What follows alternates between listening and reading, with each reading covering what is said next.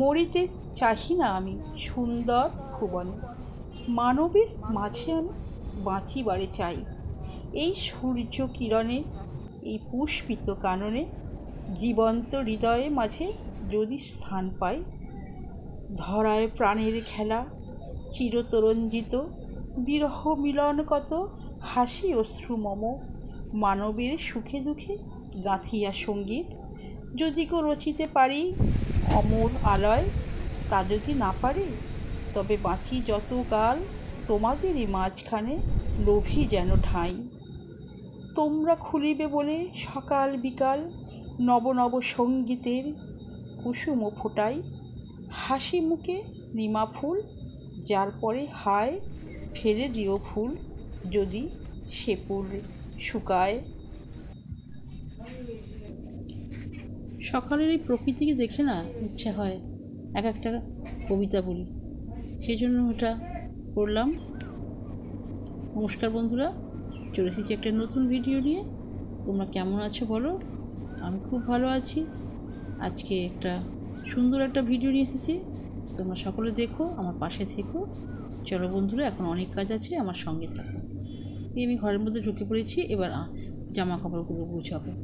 এই জামা কাপড়গুলো না সবসময় ভ্যান ভ্যান হয়ে থাকে, আর এই খাটের ছত্রিতে রাখে সুবিধা হয়, কিন্তু আমার অসুবিধা হয়। আমার এগুলো দেখতে ভালো লাগে না। আমি একটু পরিষ্কার পরিচ্ছন্ন করে এটা গুছিয়ে আমি আলনাতে গুছিয়ে রাখবো। কারণ এই আলনাতে ঝুলঝুল, এই খাটের ছত্রিতে ঝুলঝুল করবে, সেটা মোটেও দেখতেও ভালো লাগে না, আর আমার একদমই ভালো লাগে না, আমার অসহ্য লাগে।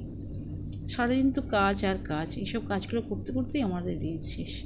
তো এখন এবার রান্নাঘরে যাব। চলো বন্ধুরা, এই ঘরের কাজটা করে নিয়ে এবার রান্নাঘরে চলে এসেছি। দেখো বন্ধুরা, এগুলো তোমরা কি চেনো?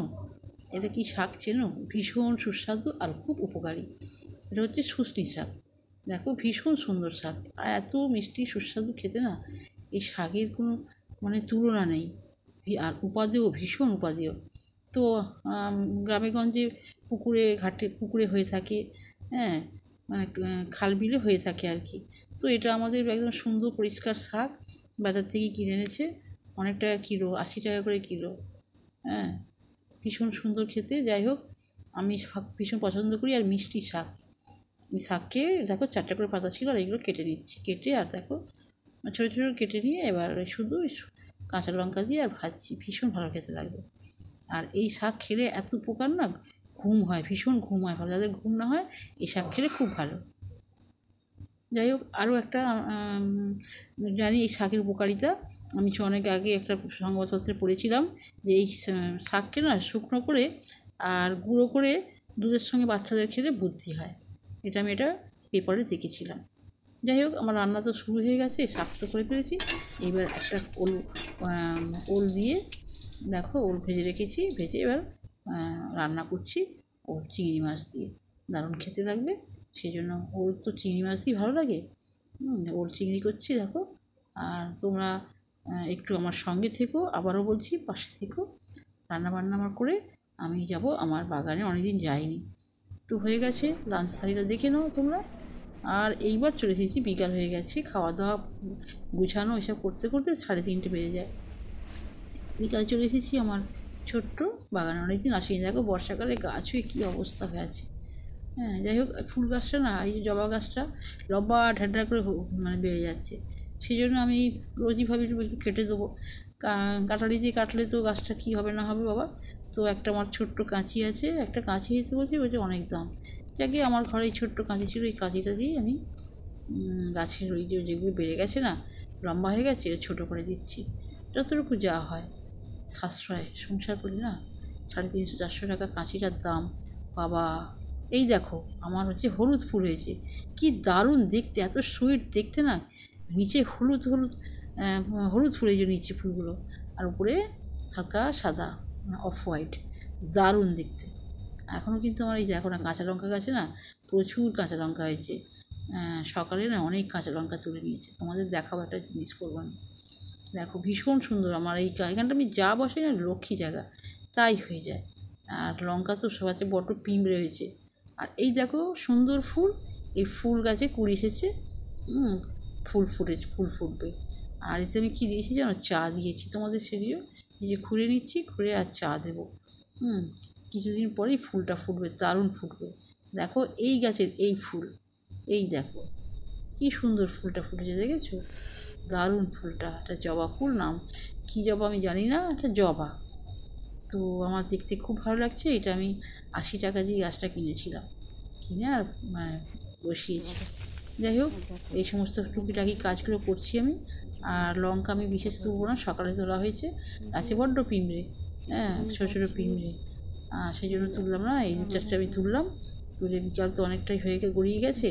সমস্ত মশলা আমার ওই মানে আচার করার জন্য সমস্ত মশলা আমি রেডি করে রেখেছি। দেখো এই যে লঙ্কা, গাছের লঙ্কা, হ্যাঁ এই সমস্ত মশলা আমি গুঁড়ো করে রেখেছি। আর এইটা আমি এর সঙ্গে, এই লঙ্কার সঙ্গে মিশিয়ে নেবো। দেখো ভীষণ টেস্টি হবে, একদম দোকানের কেনা আচারের মতো, জানো তো? হ্যাঁ এই যে মশলাগুলো না, ধনে, জিরে, মৌরি, জোয়ান, মেথি, সর্ষে, সাদা সর্ষে, কালো সর্ষে, হ্যাঁ নুন, হলুদ, সমস্ত কিছু দিয়ে একটু মানে রোদ্দুরে গরম করে নিলে ভালো হয় খুবই। কিন্তু সেটা আমি কি সর্ষের তেল দিচ্ছি এবার, সেটা আমি ওই একটু হালকা মানে আগুনে একটু নেড়ে নিয়েছি। আর দেখো সর্ষের তেল দিচ্ছি, দিয়ে মিশিয়ে নিচ্ছি। হ্যাঁ দারুণ একটা সুন্দর সুস্বাদু একটা হবে।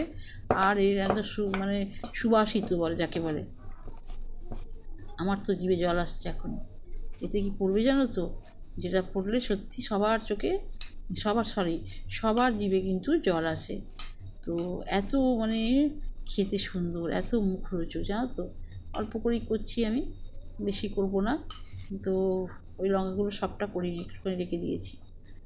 আর কাঁচা লঙ্কা তো আমি 2 মাস কিনিনি, 2-3 মাস হলো আমি কিনিনি। আমার এই কাঁচা লঙ্কাই চলছে রান্না। দেখো এতে কি দেবো জানো তো, যেটা সত্যি দেখলে জিভে জল আসে। এই দেখো লেবুর রস মিশিয়ে দিতে হবে, দারুণ খেতে লাগবে। হ্যাঁ এই যে লেবুর রসটা আমি মিশিয়ে দেবো, দিয়ে আর রোদ্দুরে দেবো। এখন তো বিকাল হয়ে গেছে, এখন চাপা দিয়ে রেখে দেবো। দেখো লেবুর রসটা দিয়ে দিচ্ছি। আর 2 দিন রোদে দেবো। 2 দিন পরে আমি এটা বোতলে বয়ানে পরে নেব। আর রোজ ভাতের সঙ্গে একটু একটু করে খেতে হবে, দারুণ মজা লাগবে। আর এই মশলা মানে এই আচার যে কোনো তরকারি দিলে ভীষণ সুন্দর টেস্টি হবে। আর মাছের ঝাল দিলে তো খুব টেস্টি হবে। দেখো এইরকম হয়ে গেছে আচার।